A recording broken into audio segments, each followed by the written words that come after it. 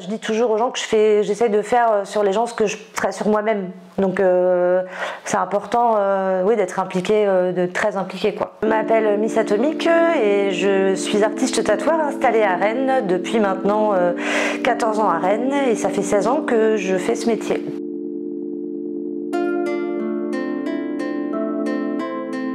La journée type d'une tatoueuse, on se lève, on prend notre petit-déj et après on part travailler.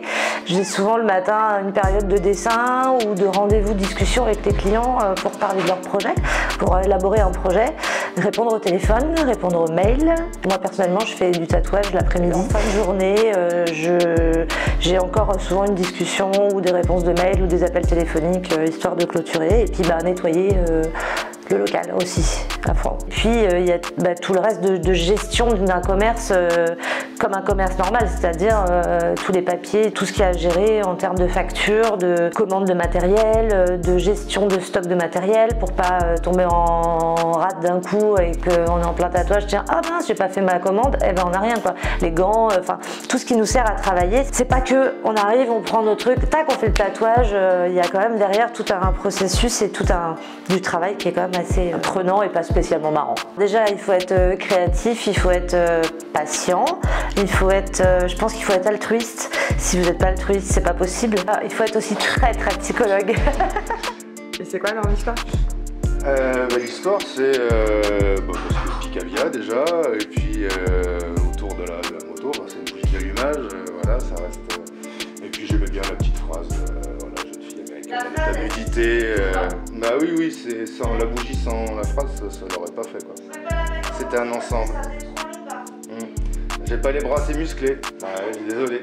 Au départ, j'ai fait beaucoup de métiers différents parce que j'ai commencé à tatouer tard, à l'âge de 30 ans. Donc du coup, même 32 ans. Du coup, j'ai fait plein de choses avant qui m'ont au final vraiment formé et apporté une expérience importante pour pouvoir créer moi-même mon entreprise et puis gérer mon entreprise. J'ai fait plein de métiers différents en passant de équipière de chez McDonald's à responsable commercial en affrètement maritime. J'ai demandé à un très bon ami à moi, Michael de Poissy, s'il était prêt à m'apprendre et il m'a dit bien sûr. Donc il m'a montré pas mal de choses importantes et je me suis lancée un peu après rapidement directement à ouvrir ma boutique. Un jeune qui voudrait se lancer dans le tatouage, il est quand même important de savoir qu'il ne faut pas faire n'importe quoi et déjà il faut arriver avec un book de dessin, se présenter chez un tatoueur et pour pouvoir réussir à avoir un apprentissage.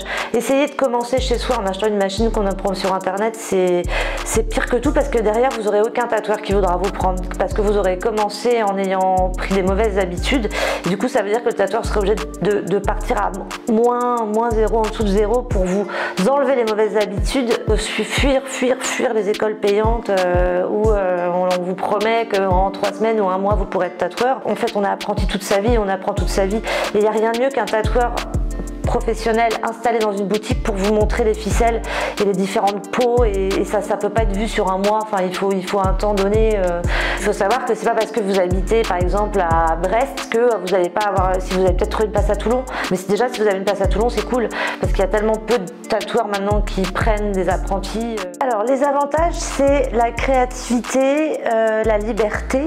Les gens sont tous différents donc on rencontre des gens différents tous les jours donc il y a une diversité qui est assez phénoménale autant dans les gens que dans leurs demandes. Donc ça c'est vraiment quelque chose de très agréable. L'inconvénient ça va être tout ce qui va être papier, compta, voilà. De réussir à faire comprendre aux gens que certaines fois ce qu'ils veulent c'est pas jouable, ça se fait pas, c'est pas adapté sur la partie du corps que ça va pas, voilà. Et des fois ils pensent que c'est parce qu'on veut nous faire des artistes, pas les suivre dans leur choix, alors que nous c'est plus dans un conseil pour que ça soit beau ou que socialement ça soit accepté quoi. Donc c'est un jeune qui veut se lancer dans ce métier, souvent ceux qui arrivent c'est ceux qui sont très passionnés et donc ils savent déjà quel est le parcours en fait, ils se sont vraiment beaucoup renseignés parce que c'est un truc, c'est viscéral. En fait, là en fait souvent on y arrive parce qu'on se met dedans à fond quoi.